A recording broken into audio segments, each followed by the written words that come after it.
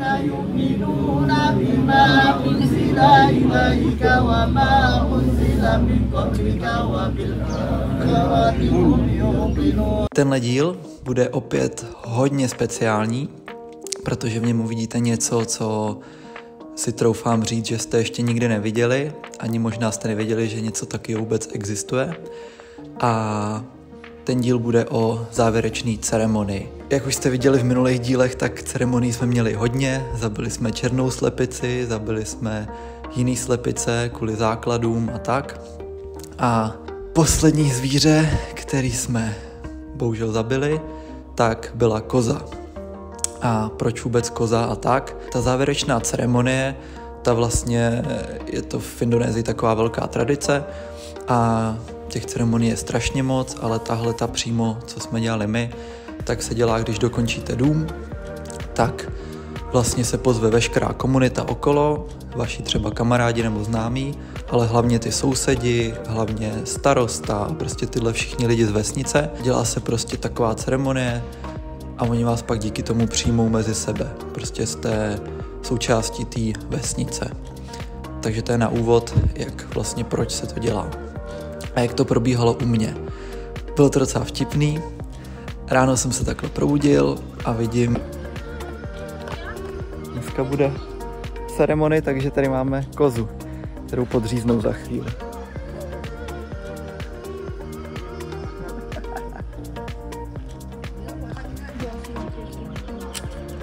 Ta koza prostě se tam pásla za plotem baráku. Asi po 10 minutách tam začali chodit různý lidi. Prostě tam přišel nějaký 2 týpce, jak jsem jim dělal kafe, seděli tam v bruze, všichni prostě si povídali. Přišli další a další. No a pak mě zavolali a říkali tak a teďka bude ten rituál. A probíhalo to tak, že za barákem v rohu se vykopala malá díra, vzali tu kozu a nejdřív ji potřeli takovou směsí, která je udělaná z kurkumy, zázvorů, trošku rejže tam je a nějaký koření a tak. A nevím přímo ten důvod, proč se potírá, ale prostě potřeli od hlavy po hřbetu až dozadu. A potom tam dali takové větvičky, natrhali, dali je do té díry. Přes tu kozu dali hadr, potřeli ještě vodou nebo prostě pokropili. No a pak prostě přišel ten starosta s takovým, dá se říct, mečem nebo obřídíkou, prostě ji podřízl a pak už jenom pověsili na strom a stáhli z kůže a prostě zpracovali. Takže to byl ten rituál vlastně podříznutí té kozy, který vlastně funguje tak, že čím větší zvíře vy zabijete a dělá se pak z toho ta hostina, tak tím víc jste jako, nevím jak to říct, prostě víc vás jako berou, že jste jakože bohatší, se dá říct. Protože původní plán byl, že bude jenom kohout. To se mě všichni prej vysmáli, já jsem teda u toho nebyl, ale když to můj kamarád navrhl, tak v té vesnici řekl, jenom kohout, jo, no tak to nevíme, jestli přijdem. Největší, co se může tady takhle zpracovat, tak je kráva, ale ta je šíleně drahá, takže nakonec jsme zvolili takový střed a byla koza. No a potom probíhalo vlastně to, že pořád tam byly nějaký ty lidi a dali si kafe a tak. A já jsem tam zatím uklízel, všechno připravoval, protože Lamun mi říkal, že by mělo přijít asi 100 lidí na tu ceremonii.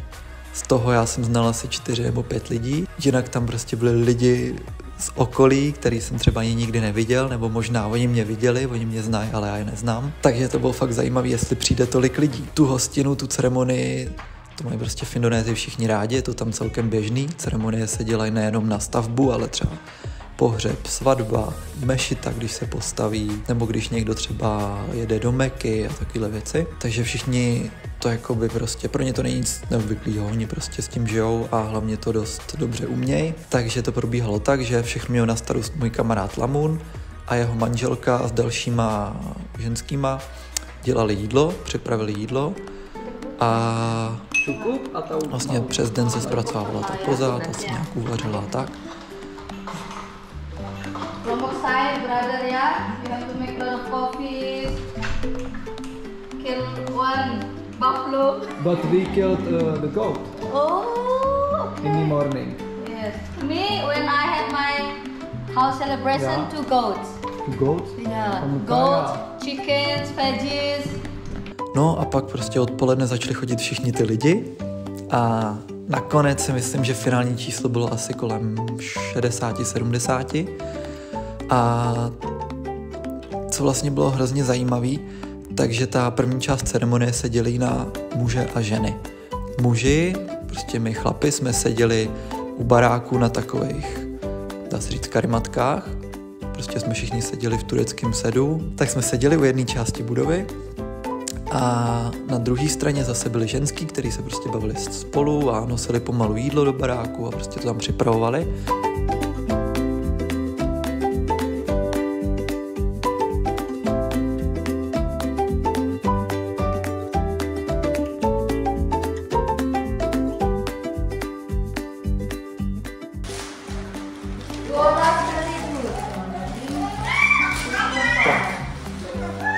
Ještě před modlením dávají tady jídlo a dávají tady ke mně na zem a pak až se všichni pomodlíme nebo co to bude, prostě uděláme rituál, tak pak se najíme. Asi po hodině, co se tam všichni nějak tak sešli, tak začala ta ceremonie. A já jsem vlastně s těma chlapama, jak vidíte na videu, seděl na zemi a oni pronášeli, nebo ten starosta pronášel modlitby. رزقناهم ينفقون والذين يؤمنون بما أنزل إليك وما أنزل من قبلك وبالآخرة هم يوقنون. Probíhalo to asi 30-40 minut a součástí ty modlitby, já tomu přesně nerozumím, ale je i to, že se prostě dělá takhle hlavou ze strany na stranu. To se dělá třeba 10 minut v kuse. Musím říct, že to byl hodně silný zážitek. Vůbec jsem si nedokázal představit, že něco takového někdy zažiju, protože když jako slyšíte, jak 40 nebo 35 prostě chlapů dělá pořád takhle dokola 10 minut, tak jako bylo to fakt neuvěřitelné. A vlastně potom, co to skončilo, tak já jsem vstál a všem jsem musel podat ruku. Takže jsem každýho obešel, podal jsem mu ruku a co bylo zajímavé, tak všichni mi jako děkovali, já jsem taky děkoval a pár lidí mi i řeklo, že vítej mezi náma, že jsme rádi, že tady seš a tak. Což bylo hrozně hezký a teď už jsem vlastně částí komunity tady na Lomboku. No a po této ceremonii přišlo to další hlavní a to bylo jídlo. Takže všem se donesl talíř, kde byla ta koza s takovou omáčkou a rýže. K tomu ještě kelímek vody a každý chlap dostal cigarety. Tak jsme právě dojedli jídlo, hodně pálivý, měli jsme kozu, jak vidíte, a kuře. A teďka nás čeká kafe, všichni si zakouřej a jdou domů. A je hotovo. Lukas, kenapa itu belum dimakan? Mungkin. Oh, itu punya. Oh iya ya. Panas. Gerim, parano. Milin kesini agan baju ininya. Takže všichni museli kouřit hřebíčkové cigarety a u toho jíst. To je celkem běžný, že prostě součástí té ceremonie se dostane takový balíček, kde jsou právě ty cigarety, voda a tak. To jídlo bylo hrozně pálivý, ale bylo to fakt dobrý. Takže jsme se najedli, potom jsme ještě prostě tam si povídali a tak. A na konci dostal ještě každý, a nejenom každý chlap, ale každá ženská, každý chlap, každý dítě dostalo krabičku, ve které bylo znova ještě to jídlo, aby se to mohli ještě sníst doma. Takže toho jídla tam je strašně moc a na druhou stranu jsem rád, že se ta koza takhle zpracovala a vlastně, že jsme to celý snědli.